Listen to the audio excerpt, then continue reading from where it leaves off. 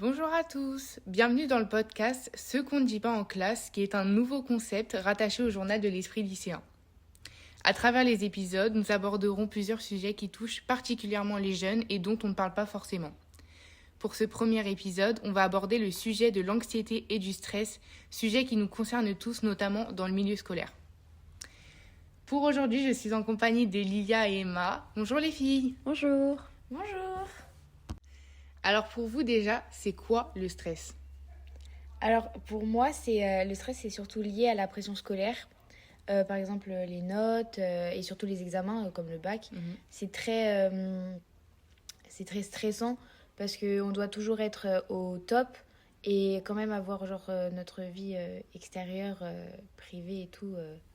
Je suis complètement d'accord avec toi, parce qu'en fait, le milieu scolaire, on l'envisage souvent comme quelque chose qu'on ne peut pas ne pas réussir. C'est-à-dire que si on ne réussit pas maintenant, on ne réussira jamais. Et en fait, c'est quelque chose, donc on est obligé de passer par là. Ouais. Donc, si on n'arrive pas, enfin, si on est souvent mis sous pression, c'est parce que l'échec nous fait peur et qu'on se dit que finalement, si on ne réussit pas maintenant, et ben, plus tard, ça sera plus compliqué. Mais du coup, entre la pression des profs, des parents et celle que vous infligez à vous-même, les filles, laquelle est plus dure à gérer selon vous concrètement ? En vrai, je pense que le stress, c'est genre le fruit de ces trois facteurs en fait. Parce que on a les parents, on a envie d'être à la hauteur. Au lycée, on a les profs parce que on a souvent des contrôles, du coup ça nous met constamment sous pression. Au lycée, on travaille, à la maison, on travaille. On rentre, on est constamment... En fait, notre vie tourne autour du travail, finalement. Autour du lycée, en fait. Exactement. Et je peux même rajouter le fait de la bataille contre soi-même. C'est hyper compliqué. C'est-à-dire que, en plus de la pression des parents et de l'école, finalement, la plus grosse bataille, c'est contre nous-mêmes parce qu'on est constamment en train de se dévaloriser complètement. Et du coup, ça nous aide pas forcément dans notre vie scolaire. Ouais, de faux. En fait, on se compare tout le temps aux autres. Exactement. Et tout. On nous met grave en compétition alors qu'on doit chacun être centré sur soi-même et pas forcément sur les autres. Et ça, je pense que c'est vraiment un facteur très lourd. Ouais. On parle de bataille contre nous-mêmes, mais du coup, est-ce que les réseaux sociaux, ça vous aide à décompresser ? Ou est-ce que le fait de voir tout le monde réussir dans sa vie, en story, dans les posts et sur leur page Instagram, ça vous aide ou ça vous stresse encore plus ? Perso, moi, je pense que les réseaux sociaux, de manière générale, c'est une arme à double tranchant, en fait. Parce que quand tu la consommes dans le court terme, c'est bien parce que c'est de la dopamine qui se crée, c'est l'hormone du bonheur, ça te fait déstresser, décompresser, tu regardes un peu n'importe quoi, finalement. Ouais. Et puis, sur le long terme, en fait, quand tu passes trop de temps dessus, mais tu cogites, tu réfléchis et tu... Ouais, et finalement, ça t'éloigne de ta vie scolaire. C'est ça, exactement. Ça peut devenir excessif. Donc, c'est un cercle vicieux. Ouais. Exactement. Et puis, voir constamment les autres réussir alors que toi, t'es bloqué dans une phase où des fois, tu peux grave, encore te comparer et tout et être... Ouais, finalement, la comparaison, autant elle est au lycée, mais elle peut être aussi chez toi si tu fais mauvais usage de ton téléphone, de tes réseaux sociaux. Ok, donc on a vu que les réseaux sociaux, il y avait deux phases en fait. Donc maintenant, je vais vous demander, c'est quoi en fait votre safe place ou votre rituel pour redescendre en pression après une sale journée de cours, quand c'est vraiment long et que vous en pouvez plus ? Perso, moi, ce que je fais quand je rentre, déjà, je rentre des cours et tout. Et je pense que généralement, je me mets à lire parce que ça me permet de me calmer et tout et un peu de m'évader aussi de toute la pression accumulée au lycée. Okay. Et sinon, moi, je fais du sport pour décompresser et tout. Ouais, c'est ça, je suis d'accord avec toi. Moi aussi, quand je rentre les cours, on est souvent épuisé. Avant de se mettre à travailler, des fois, je vais marcher, je me mets une petite basket, je me fais une petite balade de 30 minutes, au moins histoire d'atteindre mes 10 000 pas par jour. Je rebondis sur ce que tu disais, Emma. Moi, c'est pareil. Je sais que la lecture, ça m'aide vraiment à partir dans quelque chose, un renouveau, quoi. Ça me change de la réalité.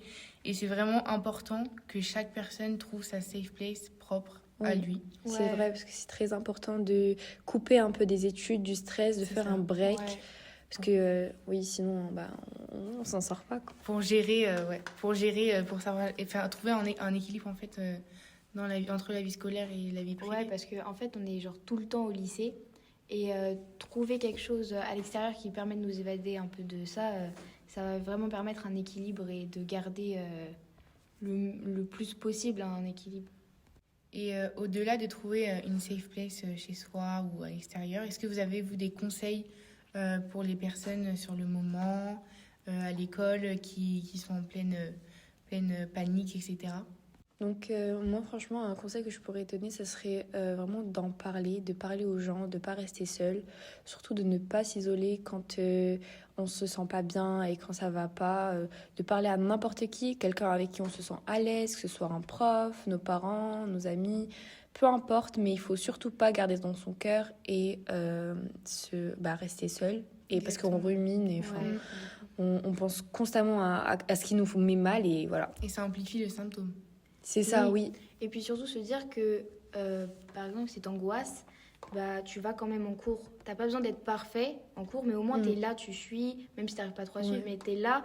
Et ça, c'est déjà courageux d'être présent et tout, et de pas laisser ces angoisses se gâcher la vie. Voilà, exactement. Sachez que dans tous les cas, même si vous avez l'impression d'être seul et que vous voyez... En fait, l'anxiété et l'angoisse, ça se remarque pas directement chez les gens. C'est quelque chose, c'est plus un combat intérieur qu'extérieur. Donc sachez que même si vous pensez que vous êtes seul à ressentir ça, que vous savez pas comment gérer, vous n'êtes jamais tout seul. On est beaucoup à ressentir ça. Ouais, et surtout dans le milieu scolaire, on est énormément à ressentir ça. Tu te sentiras jamais seul. Il y a au moins une personne dans ta classe qui a déjà fait des crises d'angoisse. Bien sûr, mais on vit tous la même chose. On vit tous la même chose. On est tous constamment sous pression. Et en fait, il faut qu'on se mette en tête qu'on n'est pas seul et qu'on n'est pas les seuls à vivre ce genre de choses. Exactement. En sachant que en plus, quand tu es au collège, surtout au collège, tu commences à changer, ta morphologie elle change, ta personnalité elle change. Et du coup, ça te fait aussi poser plein de questions. Et tu as en plus du coup du lycée, de ton travail, du collège, tu as aussi toi ta vie personnelle à gérer et tes questions, tes doutes sur qui est-ce que tu vas devenir, tu as plein de doutes en fait. Et surtout, c'est que c'est normal d'avoir plein de doutes dans ce genre de période parce qu'on se reconnaît plus. On sait plus, en fait, on se dit, mais où est passé la moi d'avant ? C'est ça, parce qu'on grandit, en fait. On voit tout changer, et en fait, on n'a plus, on sait plus forcément où est l'équilibre qu'on avait avant. Ouais, on n'a plus de repères. Mais finalement, le changement, c'est bien aussi parce que tu deviens une meilleure personne. Et en fait, t'évolues sans t'en rendre compte. Et même si tu trouves que c'est néfaste au début, le changement, parce que tu te reconnais pas et t'as plus de repères et de piliers, tu deviens vraiment une meilleure personne et plus grandie, plus réfléchie, etc. C'est vrai, je voulais aussi rebondir sur le fait que là, on a parlé du passage collège-lycée, mais on ne parle pas assez du passage lycée-université. Avec Parcoursup, le stress que ça nous met, c'est incroyable. Parce qu'en fait, on grandit, on passe du tout au tout, on passe de... C'est vrai que quand tu montes au lycée, quand tu es au collège, tu montes au lycée, tu grandis. Mais on ne parle pas assez du fait que quand tu es au lycée et que tu deviens un adulte, mais tu te dis, en fait, c'est bon. Là, je vais payer mes impôts, je vais aller à l'université. Enfin, c'est un passage un peu du tout au tout. Oui, c'est compliqué. C'est pendant cette période-là que beaucoup de gens doutent. C'est ça. Et bien sûr, ça peut t'arriver avant, même en première, même en terminale. Oui, bien sûr. Mais c'est vraiment ce moment-là où tu doutes de ton avenir. Parce que là, toi. après, c'est toi avec toi-même. Exactement. Tu dis, mais est-ce que je vais faire le bon choix ? Surtout avec Parcoursup. Tu dis, mais là, je vais choisir mon avenir. Parcoursup pas Parcoursup va définir mon avenir, mais le choix que je vais faire va littéralement définir mon avenir. Ok les filles, malheureusement le podcast va bientôt toucher à sa fin.